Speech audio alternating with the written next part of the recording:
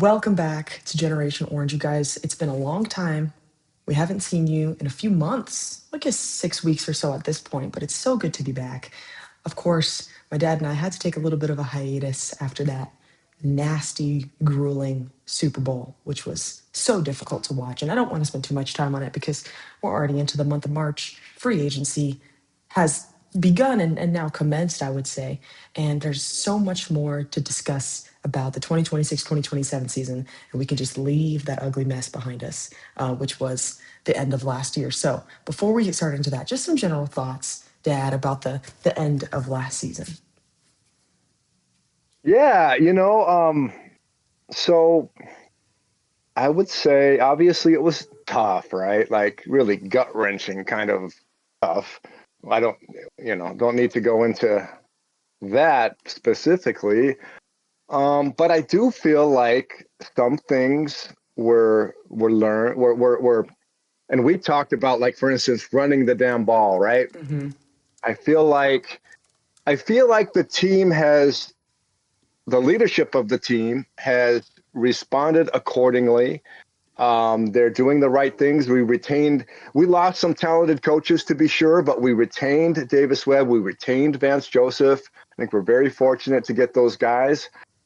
To still have those guys. And I really, and we've talked about this. Just really happy with the way Davis Webb is going to be promoted to OC. He's going to have play calling responsibilities. I just feel like there could be a lot of growth in our offense, especially, as far as just maybe more of a commitment to the run, number one, which we think is heavily, that's maybe the biggest thing the Broncos need to work on, if there was a list. Also, just the dynamics between Bo and Sean, which we've seen some, I would say, I don't know, testiness on both, there, here and again. But if you have a coach that is kind of could be a peacekeeper or buffer between them at times, maybe Davis Webb is that guy. I'm just kind of speculating as far as that. But I like how the biggest thing for me is I like that Sean showed that he is not above, that the team comes first, right? Like, it's not, oh, I don't have to be the play caller. I just need to do what's best for the team and Right. put the team in the best chance to succeed. I believe he's doing that. And so maybe maybe the Broncos learned some tough lessons in that blizzard that they needed to learn, you know? Yeah, especially Sean, because of course hindsight is 2020. But you look at that AFC Championship game, and it could have gone a different way for so many reasons. But the one that's glaring, I think, to me and to everyone else who watches a lot of football is you kick a field goal, right? And that was the total Sean thing. That was a complete Sean decision, I would say. So for him to relinquish the play calling rights to Davis Webb, who is somebody who was a very desirable candidate for head coaching or coordinator positions with some teams that are high powered offenses in this league. So don't discredit him. That's going to be huge. And that's also not to say that Sean's not going to be involved in the play calling. He's obviously still going to be on the Get a headset. little He's involved. going to be Yeah. chirping. He'll definitely, he is still the head coach at the end But of the day. that's fine. That can be a great dynamic where you just kind of let Davis come in there and set the tone and the rhythm and all that. Hmm. And then, on third and long, yeah, Sean, gives a little. I think that could be best case scenario. Right. Because Sean, it's not that Sean doesn't know offense, right? I mean, Hmm. Sean can call some plays. Yeah. So, I think in terms of coaching and personnel, the Broncos, I was so prepared to have to say goodbye to either Davis Webb or Vance Joseph, potentially even both. I was kind of like gritting my teeth, waiting for that news to come out, thinking Vance might go back to Arizona, Davis Webb might go to Buffalo, all these nasty thoughts, and to retain both of those guys and to, especially to promote Davis Webb, that's just, to me, that's a major reflection on the Broncos organization, what they're concerned with doing, and just the culture that they've got in Denver, which that's really, at the end of the day, I think that's what wins championships. So very happy. with the coaching decisions made by George Payton and Sean Payton, of course. And yeah, you mentioned a little bit of animosity between Bo and Sean, and I don't remember at this point. It feels like it was so long ago, the series of events, but Sean maybe saying something along the lines of, if I knew he had this pre-existing condition with his ankle, I would have never drafted him. And then Bo calls his own press conference later that day to, correct Yeah. those statements. It's kind of, it's a little, scratching my head about it a bit, but it's just a little bit of drama. I'm not nothing to be worried about, I don't think. And Bo going into his third year is probably the most exciting thing that we've got so far, because the most interesting addition to the Broncos roster so far in free agency has been Bo's newborn daughter, because the Broncos have not really brought in any new Sure. folks so far. I was thinking this morning, or was it today? Gosh, was it yesterday? I think. When did we sign Jaleel? Was that yesterday? I think it was yesterday. It was yesterday, yeah. And I think most of Broncos country, we all love Jaleel, right? I mean, how do you not? Undrafted guy, you know the story. And yet, by the time he gets signed, I bet a lot of Broncos country was just like, oh, I don't want to see Jaleel come up. That like poor Jaleel, he's getting shined in a bad light. I don't, and we kind of talked about this personally. You know, we have an inclination to get excited about free agency because it's a big deal, right? And I know the Broncos I believe they're the only team that hasn't brought in an outsider free agent in, right? So there's a lot of, yeah, and I haven't got, I'm not on the Twitterverse and all that. You probably are more familiar than me, but I do know that there is a lot of frustration with a lot of Bronco fans right now, and to that I would just say it's a long game, um, and also, and this is not just in football, this is in any business or any really in life. You want to be making the right moves. You want to be making the right additions, right? But you don't want to be making the wrong additions or the wrong moves. So sometimes not make, the discretion to not pull the trigger is equally valuable as the discretion to pull the trigger. So what? Because I look at it, and I wasn't as familiar with the free agent class as a lot of fans probably, but from what I can see, I'm like, well, were we supposed to give Walker 15 million a year, 16 million a year?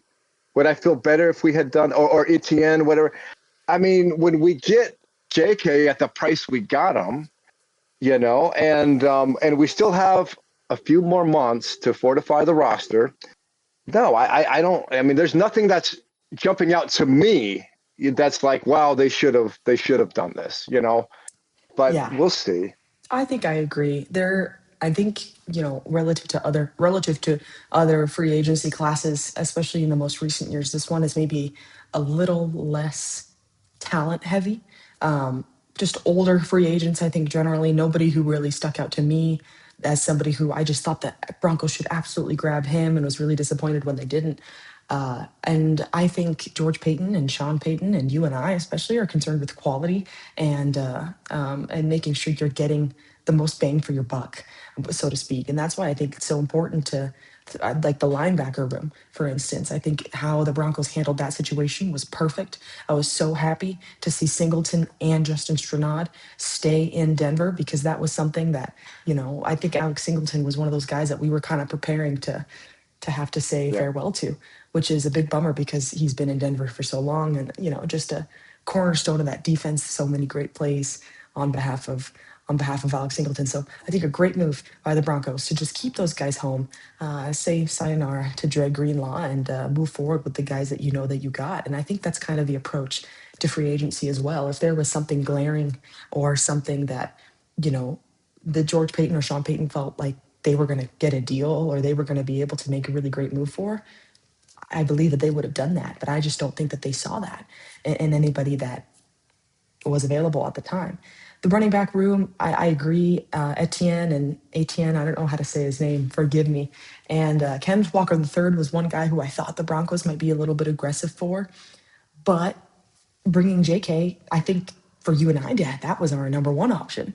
JK fits in so well, and he was so exciting to watch. And it's one of those, again, hindsight's 2020, but you look back on the regular season, and maybe if JK was healthy, we would have won that AFC Championship game even without Bo. So Sure. And to just cut you off real quick because I'll forget, I'll say it. I know JK gets hurt. I'm not, that's not disputable. But when he's healthy, I'll take him over both of those guys, Etienne or Walker. I just think he's a better football player. He is a bigger difference maker. So I just want to throw that out there. yeah,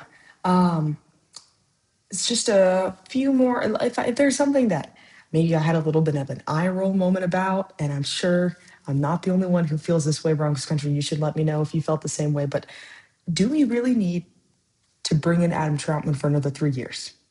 Is Adam Troutman really that kind of guy? Or are him and Sean just boys? And this is just how it's gonna be? Like he's just kind of the duff friend, like the designated ugly fat friend. He's just always around. But man, I just was like, really? Is that absolutely necessary? Yeah, I think it is. I think that's part of what we do. And I think, look, Adam's not going to be on your fantasy team. He's not going to be on the highlight reel. He does a lot of things that we may not see, and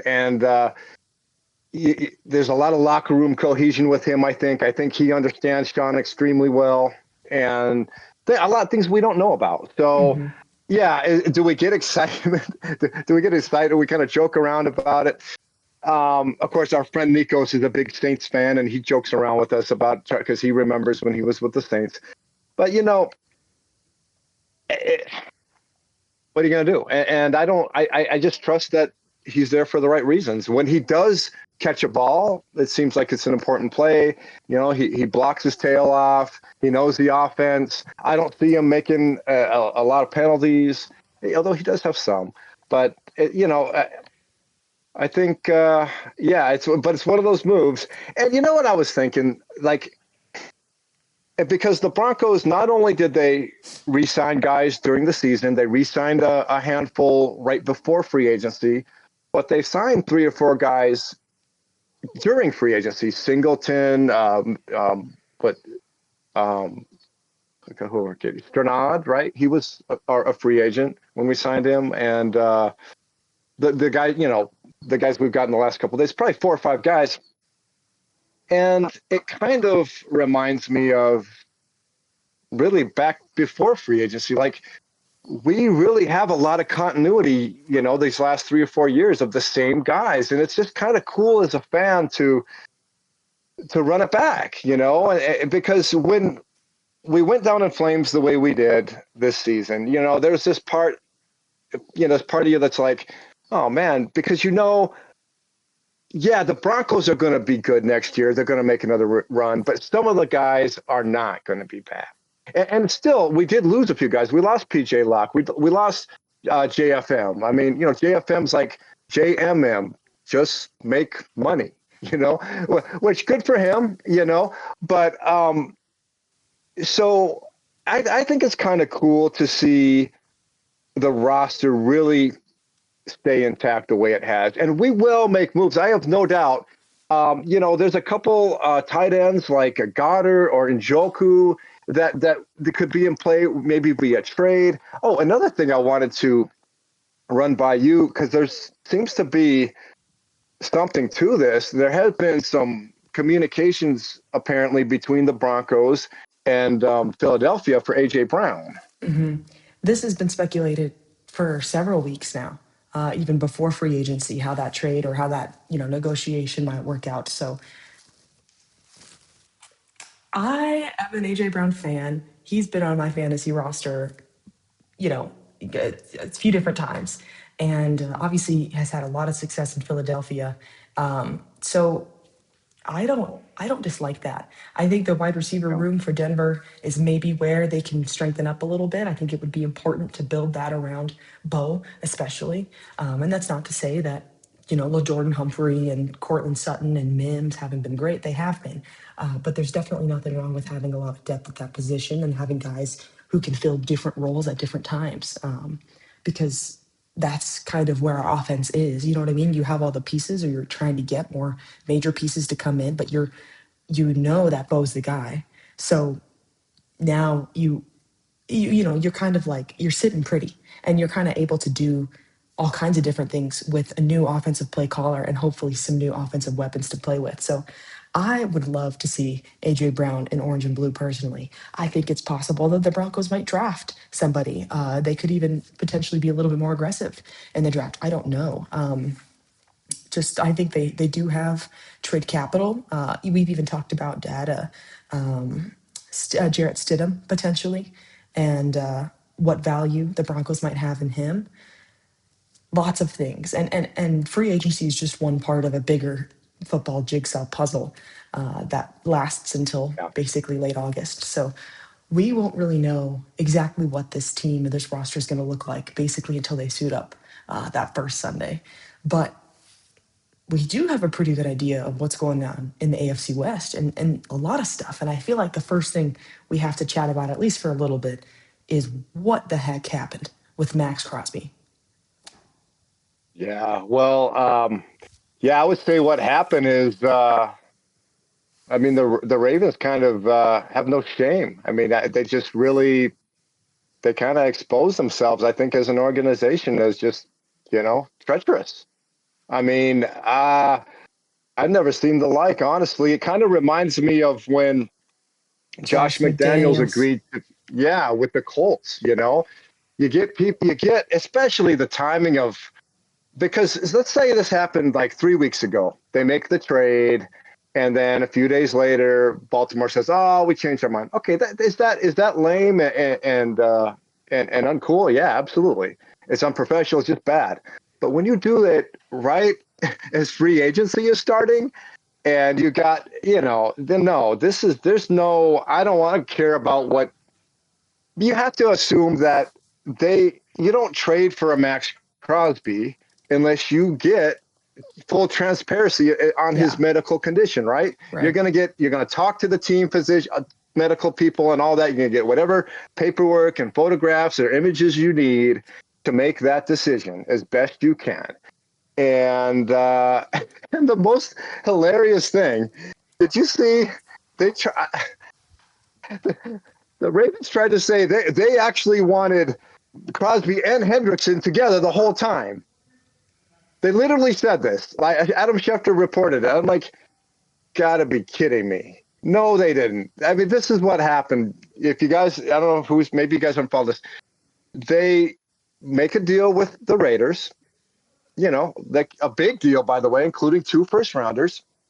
They agree to it. It's all good to go. And then before the physical, all of a sudden Hendrickson he doesn't go for big money right away. His number drops a little bit.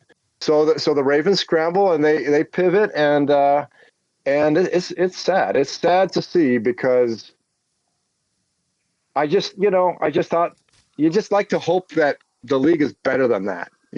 I mean, and not Yeah, to say that, you know, no organization is perfect but I don't know if I'm George Payton, I'm going to be a little extra leery whenever the phone rings and I see it's Baltimore. You know, yeah. I I mean, how do mean, yeah, it's definitely a little disappointing as Broncos fans to know that Max Crosby is still in your backyard twice a right? year. I was definitely happy to hear that trade I thought worked out, and Yeah, sure. I didn't think they overpaid for Max Crosby or anything. I just was happy to see him get gone. Did you hear the story? I guess Sean texted Max, and he's like, "Hey, if you need help, I'll send my jet to come pick you up to take you." I mean, yeah, no, totally. And you know, look for the Raiders. Hey, they still have Max. It's not the end of the world. And yeah, we still have to deal with Max. That we don't like that, right? Hmm. Even when the Broncos beat the Raiders, Max usually makes a couple plays. So but yeah, so the Raiders, they have certainly. I mean, they're going for the full tear it up, rebuild, new coach, new quarterback. We'll see, and so yeah, so that would have been more rebuilding bullets with those picks. Instead, they rebuild around Max. It's not the worst So thing. be it. The Chargers, they've been really dormant in free agency as well, right? They haven't really brought anybody in. Yeah. But hey, they may know what they're doing. What they did do, which I thought was one of the better moves in the offseason, honestly, was bringing in the McDaniel, Mhm. the OC. Yeah, I agree. That was not exactly unexpected. I think Mike McDaniel is one of those guys. I know we've had conversations about this, like with Vance Joseph, for instance. There are just guys who maybe fit best in a coordinator position. And that's not Right. to say I don't know. Mike McDaniel's is a young guy, definitely had some success with the Dolphins, but he might be one of those guys where he's best suited in a coordinator position, especially I agree. somewhere like in LA, where man, like that's another team that we knew that they were going to be dangerous. They were dangerous before they were so crippled with injuries this last year. So that's definitely something to be. I feel like we say this every single year, but it's hard to look at the AFC West and think that that's not going to be one of the most, if not the most, competitive divisions in football. Even with the Raiders in Yeah. rebuild mode, they still have a lot of key players. The Chiefs making, I think, pretty good moves. Aside from the secondary, I think the Kenneth Walker decision was a little bit Yeah. surprising to me. I didn't think the Chiefs were going to pay him, but But they did. it was And Trent bold. McDuffie, of course. So Travis Kelsey coming back, which, to be honest, maybe this is a little hot That's take cute. on my end, but I don't care. I think that Yeah. Travis Kelsey, all right, welcome back. I mean, I'd I'm be with you. happy, I guess, maybe he wasn't ready to retire after no playoffs, but Okay. so yeah, the AFC West definitely looking competitive once again, and the entire AFC for that matter. Colts bringing Daniel Jones back, I think, was a major move. They would have been contenders, I think, if he hadn't gone down late in the season. I'm thinking an organization that's rebuilding and doing it the right way. So free agency always so exciting. I'm trying to think if there's any like, every year there's like some laughable stuff or just some like, you're shaking your head or you're just confused. But Teddy Bridgewater's back, steady Teddy. Gosh, what else? Kyler Murray going to Right, Minnesota. So Kyler Murray to Minnesota, and that's really um, that. That why was not? that was no surprise. They soft benched him, and go figure, he'll start, I'm sure, in Minnesota. I don't know. But Oh, yeah. What else? yeah, it's just tis the season. Broncos did not make a lot of moves as we discussed, but the draft is still incoming, and the entire AFC West has really good draft capital this year. Yeah, and to kind of the thing is with free agency, it really there's like multiple waves, right? There's wave one, which is really the tampering, maybe the first 5 or 6 hours of the tampering period is wave one, right? And then there's maybe a few trickle in that next day or two, but by and large, most of the big ticket guys are going to go right away. So, and there's a time to get those big ticket guys. Remember when Sean first came in and we fortified our O line with McGlinchey and Ben Powers, and it worked out because we needed to fortify the O line at that time. And then back in, I know we were talking about this the other day, back after we got beat by Seattle in the Super Bowl, and the mighty John Elway, who gets a lot of criticism as a GM. Remember, he brings in, gosh, was it Talib, Emmanuel, T.J. Ward, and we're forgetting Demarcus Ware. Was that all? I think that was all in one off season. So and that worked out, right? But the thing is, you just have to remember, you have to do what's conducive to where your team is at that time, and you have to do the best that you can. And it doesn't always mean to add. That I mean, and I've heard this take. I don't remember where it was, but somebody, I think it was a Bronco media or podcast or something, said kind of accused the Broncos of. They said it seemed like the Broncos were being arrogant in bringing Mm. their own guys back. I'm not going to subscribe to that. I think, they know exactly what they have in these guys.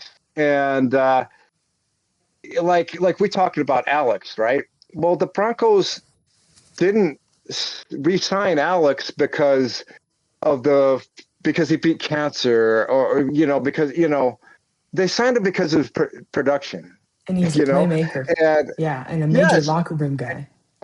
and it's so crazy to me how much hate that guy gets. I mean, like if you listen to, and a lot of Broncos country too, they're like, oh, he can't cover, he can't tackle. I mean, I don't know. Are you watching the same games with me? Because he does tackle, he's not exposed in coverage that much. And I sometimes I think one keyboard warrior says something, and a lot of other mindless keyboard warriors just repeat it. And how many times did Alex make big game-changing plays last year? Right. This is a guy, if you remember last year, early last year before he tore his ACL, he was playing with you like a madman. And we're like, wow, Alex is going to have a monster year. Mm-hmm. And then this year he comes off the ACL. He's probably not even 100% whenever he has it. And next season, I think this might be a player who's just coming in and he's learning, why would you not want him back? Like, to me, it's just a one selection of our coaching staff knows what they want, so. That's true. So That's the moral of the story, I think, for me, is the Broncos have the right heads. They have the right decision makers who are making the right moves, just like I think they have been the last 2 years, which is why the Broncos have seen success. There's a hierarchy to football success. It's ownership, coaching, and Bo Nix. And I think the Broncos have all three of those things. They're 3 for 3, and everything else, I wouldn't say it's secondary, but what wins Super Bowls is those three things. They're basically through and through, or at least two out of the three things. Speaking of Super Bowls, Generation Orange family, we have some exciting exclusive content just for you guys. Just a little glimpse, into my Super Bowl experience, which of course I was hoping to be able to cover the Broncos, anticipating that they were going to be in the big bowl, but nonetheless, we did have a chance to go to the AFC Pro Bowl practice and chat a little bit with the Broncos that were there. Everybody but Zach Allen. So forgive me for not being able to touch base with him. So we're gonna play a little of those clips for you guys. These interviews, I've been keeping them in storage, have not been released to anyone or anything so far. So this is just for our lovely subscribers. So let's take a quick look at those. I wish I was somewhere else in these parts doing something else, but it's an honor and a privilege to be out here amongst a bunch of great guys, a bunch of great players. So can't be too sour about it. It's true. I remember it. I remember Pops going out there Pro Bowl playing some as well too. Yeah, like I said, I'm all about for player safety. You got to prioritize your health at the end of the day. But pads was fun as well too. So I got some mixed feelings about it. But I'm glad we able to enjoy ourselves. The players get to enjoy themselves and have fun. Till they decorate the seasons. And what is the experience like? Just players? Like, is this like a hangout for you guys? A chance to just kind of chit chat? Yeah, chit chat, talk ball, talk life, whatever. It's always a good time to chat with other players across the league. Get their insight, get their intel. So, yeah, that experience is cool. NFL is like a. No, I didn't think we were gonna. I thought I was gonna be preparing for the Super Bowl, but it is what it is. To be here and to be with my teammates, there's 5 of us here. Love them all, and then just be around all the guys and get to see them in a different atmosphere. Than being on the field, get to see the families and get to know them personally. It's an honor and a blessing. Yeah, we obviously know what we need to do. We're right there where we need to be. We were 3 points away, so we have the pieces. We got to get back to the drawing board, figure out who's going to come in free agency. I'm excited to see what playmakers come. Denver's an exciting time. People want to be around. People want to come to Denver. We got a great coach. We got a young quarterback. We got the best O-line in football, and looking forward to seeing what we can do in the future. Congratulations on an incredible season. What does it mean to you just to wrap up and to be here in Santa Clara? Is this the way that you wanted it? Is this the way you wanted to be in Santa Clara is my question. Obviously not. I would love to have been playing for a Super Bowl, but You know, it all kind of just works out the way it's supposed to, and we're just trying to have fun out here and, you know, just get to build these relationships and stuff. So. Now, the Pro Bowl's changed a lot over the years. Do you remember watching it as a kid when it was a little bit more, you know, full pads, full contact, and are you happy with the shift? I'm happy with the shift. As great as I love the old Pro Bowl and just being able to compete with guys, I kind of like this experience as well. Like I said, just being able to have these relationships to build and just being out here having fun is kind of the most important thing. And what does it mean just for you to be here? Like, for a career, did you ever anticipate that you would be at this point? Yeah, I mean, after my rookie year, you probably would have been like, oh, you're crazy to think that. But it's crazy how fast everything's happening, and I've just been enjoying everything. So.